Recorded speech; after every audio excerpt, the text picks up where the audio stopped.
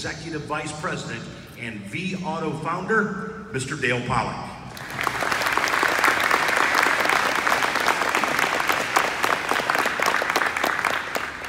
Thank you. Thank you for the honor and privilege of being with all of you here today. And it is a great day. It's the beginning of a new academic year at Northwood University and the start of new possibilities. Now, all of you have my respect for being here today. I'm told that this convocation is not mandatory and that there's no credit. That means you could be someplace else doing something different. But you chose to be here. And some might say that it's for the free snacks or lunch later, but I know better. I believe that all of you came here today to satisfy your curiosity and commitment to learning and to taking in all that this opportunity has to offer.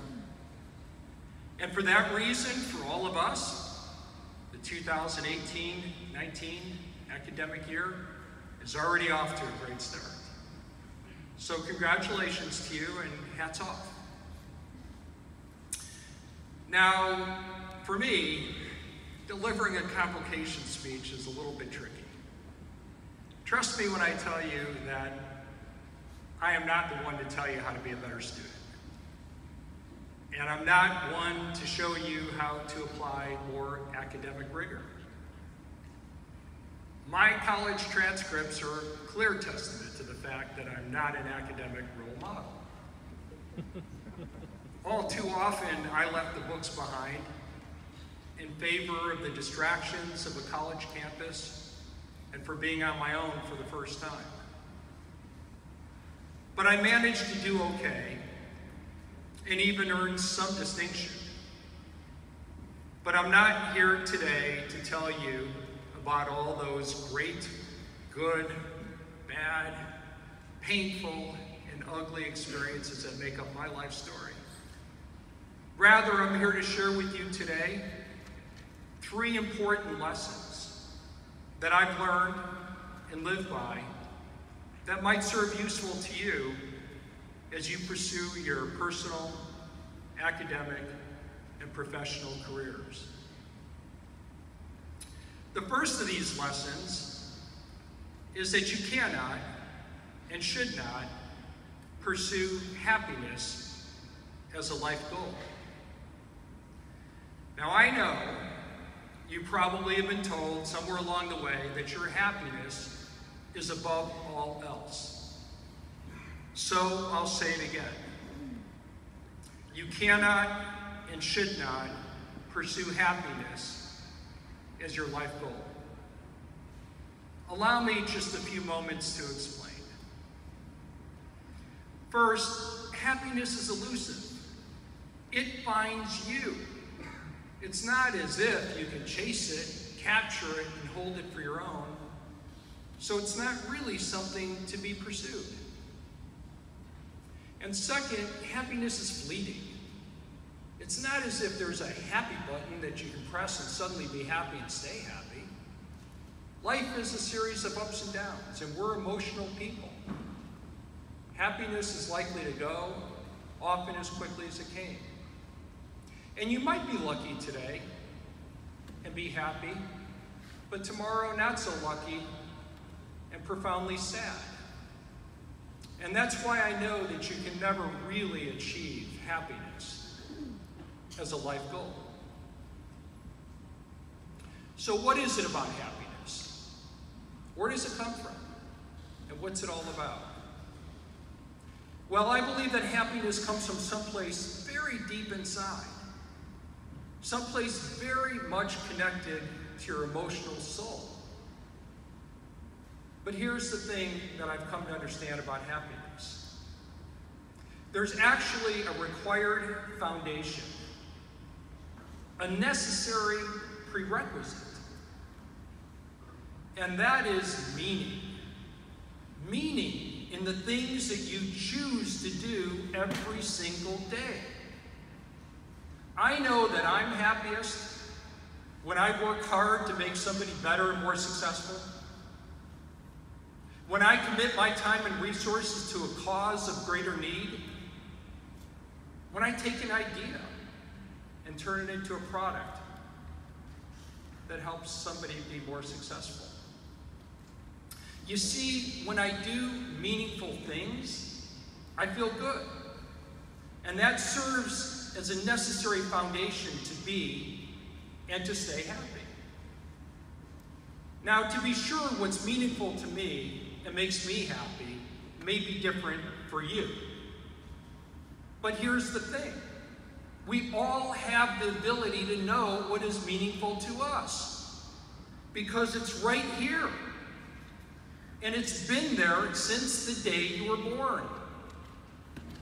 The key, of course, is to give yourself the opportunity, the space and time to discover what really matters and means the most to you.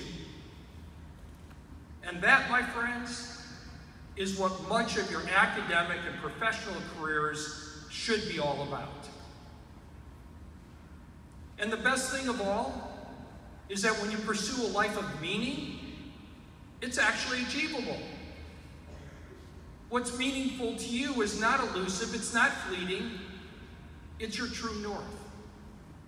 And when you discover it, you'll see the beacon that will guide you to happiness and the happier life that we all want.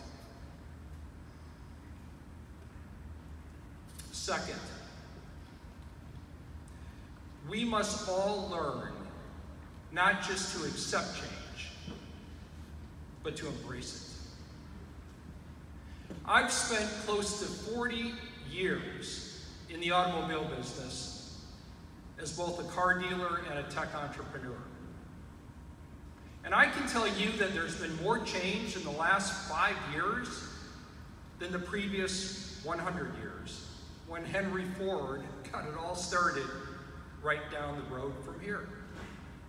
There's disruption everywhere in the business, and it's around every corner.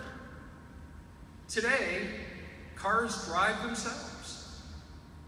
Many young people, and perhaps many of you, don't have the same interest in owning a car as people of my generation did. Many of you perhaps would rather go online, or for that matter, go to the dentist, than buy a car from your local car dealer. And on top of it all, margins are shrinking. It takes more capital today to own and operate a dealership than ever. And guess what? When we sell a car today, we make less money than we did 25 years ago. Today, there's little room for an average dealer. It takes an ever higher level of expertise and operational efficiency just to make a go of it, let alone a profit. The car business has become a business where change, disruption, and uncertainty are permanent fixtures. And making a profit is in no way, shape, or form guaranteed. But you know what's really interesting? In spite of all those dark clouds, there are still dealers that are bullish on the business. They see change, but they perceive opportunity. They're not putting out a for sale sign, they're searching for them. And what makes these dealers different is their ability to accept and adapt to a rapidly changing business. They understand tradition, but they're not held back by it. They're willing to peek around the corner and try new things that may not make sense at the time, financially or otherwise. I'm 100% certain that no matter what career or profession you choose to pursue, there will be significant disruption in the years ahead, such as the reality of a tech-driven internet environment. And while none of us can predict the future, I believe that we can all learn to anticipate it and to assess the potential impact. Be ready and receptive for change. And we can learn to iterate and change our course to meet the challenges that lie ahead. One of my favorite quotes is from Mark Twain. He said, "It ain't what you don't know that will get you. It's what you know for sure that just ain't so." And then the third and final lesson that I'd like to share with you today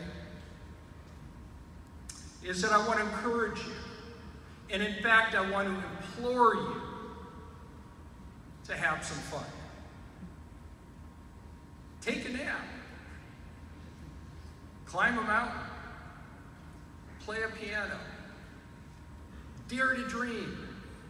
And for goodness sakes, never stop daydreaming. The best and brightest minds in business and elsewhere are only brighter when they give themselves the rest and the room to roam. Experience tells me that the more you do these things, the more likely you are to find your meaning and your true north. And that, my friends, will guide us all to the happier and more productive life that we all want. So in conclusion, on behalf of Cox Automotive and the Cox family,